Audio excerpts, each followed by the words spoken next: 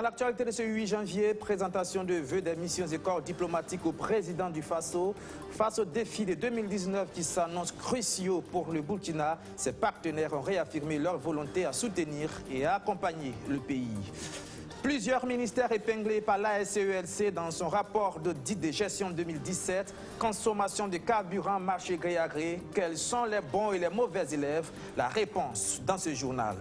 Et puis, le collectif contre l'impunité et la stigmatisation des communautés monte au créneau après les affrontements communautaires de Yirgou le 1er de janvier dernier. Le CISC demande notamment que justice soit rendue aux victimes. Voilà pour le sommaire. Bonsoir et bienvenue à ce journal. Avant de développer ce titre, d'abord cette information qui était attendue par tous les amoureux du football africain et les amoureux du football tout court. C'est l'Égypte qui va organiser la Coupe d'Afrique des Nations 2019. La Confédération africaine de football l'a annoncé aujourd'hui même. Comment ce choix s'est-il opéré et que peut-il avoir comme impact sur les éliminatoires en cours en ce moment? Nous en parlerons avec notre spécialiste sport maison, John William Somda, qui sera tout à l'heure avec moi sur ce plateau. Mais avant, direction Kosiam, où les missions et corps diplomatiques ont présenté leur vœu au président du Faso. Dans un contexte économique et sécuritaire difficile, ils ont tenu à réitérer leur volonté à accompagner, à soutenir le pays, surtout pour les défis majeurs qui attendent le Burkina en 2019. John William Somda.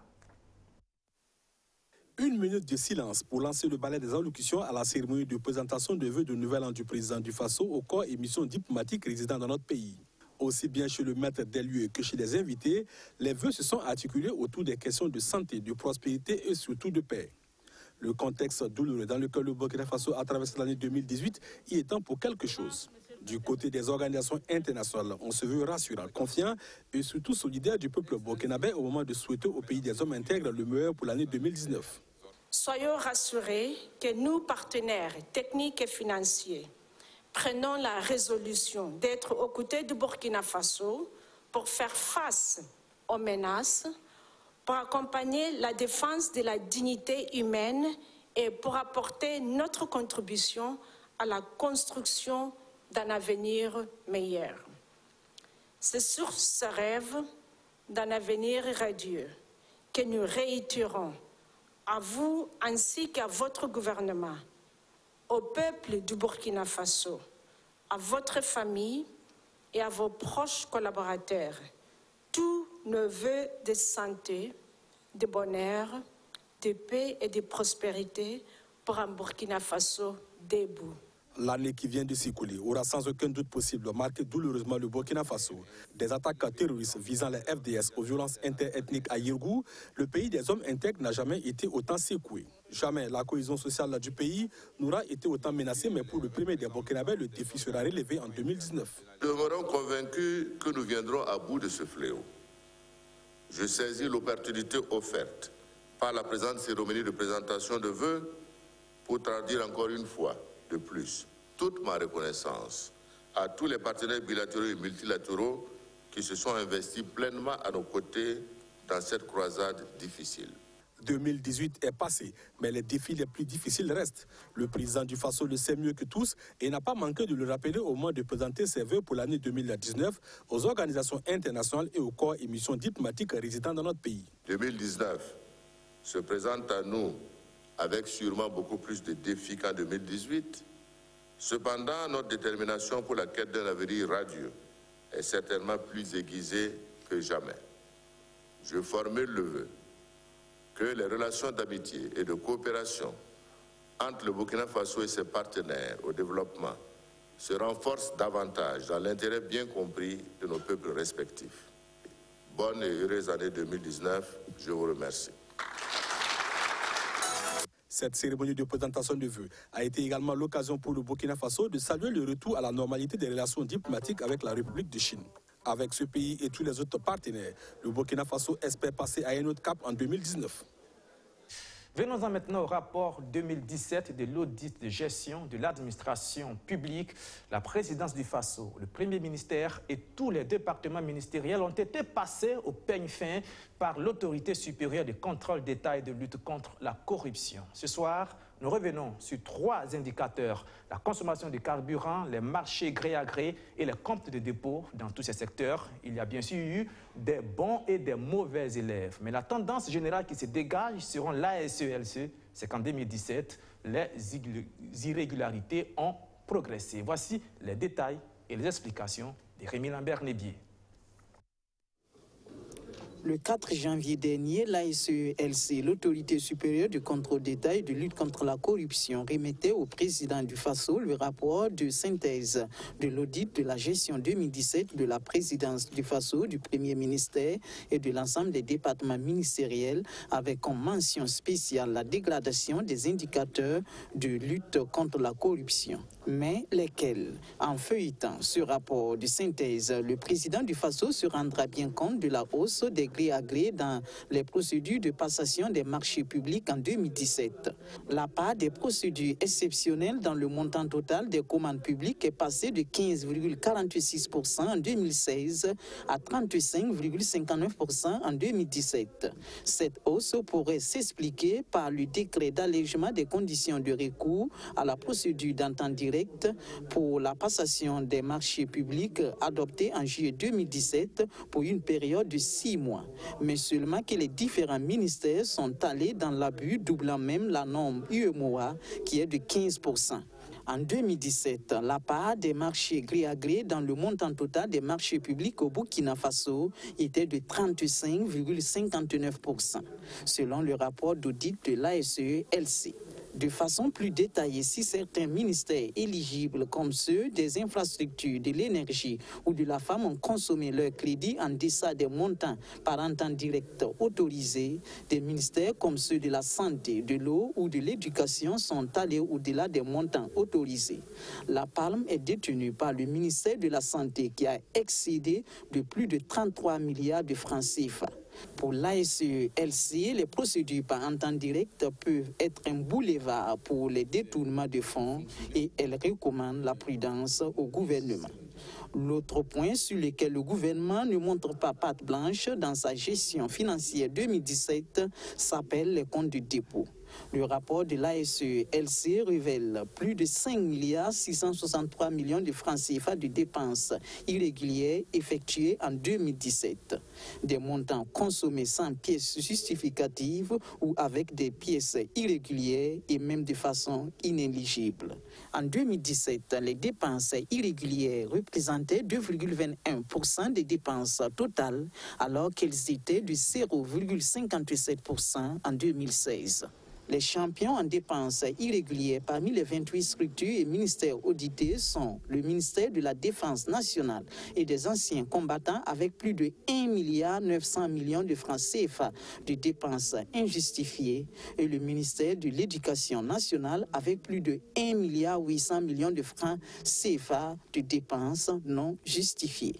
Cependant, les ministères de la Sécurité, de l'Enseignement supérieur, de la Jeunesse et celui des mines et des carrières se montrent bons gestionnaires avec 0 francs CFA de dépenses irrégulières en compte de dépôt. En 2016, la présidence du FASO totalisait à elle seule plus de 245 millions de francs CFA de consommation irrégulière de carburant et lubrifiants.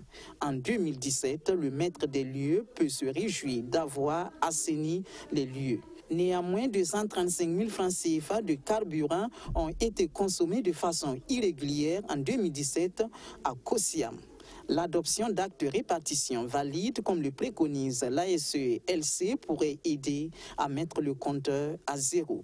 Au ministère de la Femme, de la Solidarité nationale et de la Famille, un acte de répartition valide existe, mais ce département a ravi quand même la vedette à la présidence du FASO avec 115 458 800 francs CFA de consommation irrégulière de carburant en 2017. Ce ministère est talonné par celui de la Justice et celui de l'Éducation nationale avec respectivement plus de 71 millions et 69 millions de francs CFA de consommation irrégulière de carburant en 2017. Une quinzaine de ministères avec à leur tête le premier ministère enregistre 0 francs CFA de consommation irrégulière de carburant. Mais cela n'empêche que le taux de consommation irrégulière de carburant passe de 2,21% en 2016 à 3,11% en 2017, soit plus de 250 millions de francs CFA en 2016 à plus de 300 millions de francs CFA en 2017. De l'audit de la passation des marchés publics à la consommation du carburant, en passant par la gestion des comptes du dépôt et des régies d'avance, les indicateurs d'irrégularité sont à la hausse et la conclusion de l'ASELC, selon laquelle la lutte contre la corruption a régressé en 2017, se trouve justifiée. Le phénomène a repris de l'ampleur au sein de l'appareil d'État en 2017. Voilà, tout autre chose. De plus en plus, des voix s'élèvent pour condamner les affrontements communautaires qui se sont produits à Yirgou les 1er et 2 janvier dernier. Ce 8 janvier, c'est le collectif contre l'impunité et la stigmatisation des communautés qui est monté au créneau. Il appelle au calme et à la retenue, mais il demande surtout que les auteurs des crimes qui ont été commis soient traduits devant la justice le plus vite possible. Roméo Koeta. Selon le collectif contre l'impunité et la stigmatisation des communautés, ce qui s'est passé à Yirgou est loin d'être un conflit communautaire, comme l'a dit le président du Faso lors de sa visite sur les lieux. Il s'agit plutôt d'un massacre d'une communauté par un groupe d'autodéfense, soutient-il. Minimiser la situation n'est donc pas la solution pour promouvoir le vivre ensemble. Il faut plutôt punir avec la dernière énergie les auteurs de cette tragédie, car de tels actes ne peuvent que favoriser l'expansion du terrorisme. Le terrorisme nous tuait et endeuillait notre pays. Désormais, il nous pousse à nous entretuer pour se porter en sauveur de ceux d'entre nous qui se sentiraient abandonnés et mal aimés et ainsi fatalement faire basculer notre pays dans les abîmes de la guerre civile. Les Burkinabés doivent comprendre donc que c'est inutile de se battre quand vous êtes déjà battus par la pluie. La guerre des chiffres refait encore surface comme aux premières heures du drame. Officiellement, le gouvernement parle de 47 morts. Un chiffre loin de la réalité selon les animateurs de ce point de presse. En fondant leurs convictions sur des témoignages, ils pensent que le nombre de morts est largement supérieur aux chiffres officiels. Les autres témoins également disent qu'il y a des corps qu'on ne retrouve pas parce qu'ils sont jetés dans les puits perdus et dans les sites d'orpaillage. Et les témoignages sont réconfortés très souvent avec les femmes qui n'ont plus leur mari, qui ne retrouvent plus leur fils, donc les enfants qui ne retrouvent plus leur père. Donc en tout cas, ça nous inspire confiance. Voilà pourquoi nous interpellons l'autorité de bien s'investir pour fouiller. Les déplacés, eux, se chiffreraient à environ 1300. Pour leur prise en charge et celle des blessés, l'État a certes réagi par des dons de vivres, mais de l'avis du collectif, la prise en charge ne devrait pas se limiter à la nourriture. Il y a aussi et surtout l'aspect psychologique qui devrait être pris en compte. Quant à l'aspect judiciaire, une enquête a été ouverte depuis le 1er janvier, a annoncé hier le procureur du Faso près le tribunal de grande instance de Fada. Mais Maître Ambroise Farama et ses camarades trouvent qu'après une semaine, les choses devraient pouvoir aller plus vite pour plusieurs raisons. Ces enfants, ces femmes qui ont vu leur père égorgé sous leurs yeux, tant que les bourreaux ne seront pas arrêtés, est-ce que ces femmes-là peuvent revenir encore vivre dans ces amours de culture? Je ne pense pas que cela soit possible. Et activer rapidement la justice permettra également d'éviter que aussi il y ait des volontés de se rendre justice. Parce que si finalement la communauté se sent stigmatisée, elle se sent victime d'exécution, chaque fois qu'on les accuse de ceci ou de cela, et que rien n'est fait, il y a des risques sérieux que les gens ne s'organisent pour s'autodéfendre. La marche annoncée pour le 12 janvier prochain à Ouagadougou et à Dori vise donc à dénoncer ce que le collectif qualifie de manœuvres divisionnistes des terroristes et des groupes d'autodéfense Kolrogo dont il réclame le désarmement. La suite de l'audience du général Djibril Bassolé dans le procès du Put-Manqué de septembre 2015 et toujours au centre de l'interrogatoire, les fameuses écoutes téléphoniques où on croirait entendre l'accusé converser avec le président de l'Assemblée nationale ivoirienne au sujet de la préparation de l'opération. Eh bien, ce sont des écoutes illégales, fabriquées et sauvages, dira l'accusé dans sa défense. C'est ce que nous rapporte Luc Pabelgem. Les choses se précisent au 3e jour de l'interrogatoire du général Djibril Bassolé. Il faut dire que c'est à partir de ce 3e jour que le parquet a eu à signifier au général qu'en réalité, il n'y avait pas grand-chose à retenir contre lui, si ce n'est à partir du 25 septembre. Et cette date du 25 septembre correspond à la date à laquelle il a eu des conversations téléphoniques avec des autorités, des personnalités étrangères et locales. L'accusé se réjouit enfin que le parquet revienne aux faits, et ces faits qui consiste à l'accuser d'atteinte à la sûreté de l'État, de meurtre, de coups et blessures volontaires et de trahison. Il faut dire que l'accusé a eu à signifier au parquet que s'il se souvient très bien, le 16 septembre, un groupe de RSP a fait irruption dans la salle du Conseil des ministres, a procédé à l'arrestation des autorités de la transition. Par la suite, à la faveur d'un communiqué, a démis les autorités de la transition de leur pouvoir. Il comprend aussi que le 19 septembre, le général Gilbert Diendéré montrait déjà des signes d'abdication, et le 21 septembre, il a remis le pouvoir aux autorités de la transition. Lui se demande alors pourquoi on veut lui faire porter le coup sur des faits qui se seraient déroulés à partir du 25 septembre. Se demandant alors si l'infraction était continue ou interrompue. Il voudrait qu'à une inculpation précise, on puisse lui dire exactement quel est l'acte qu'il a commis. De toute façon, le parquet a maintenu que ces écoutes-là étaient bien vérifiées, étaient bien régulières. Les avocats de la défense trouvent que ces écoutes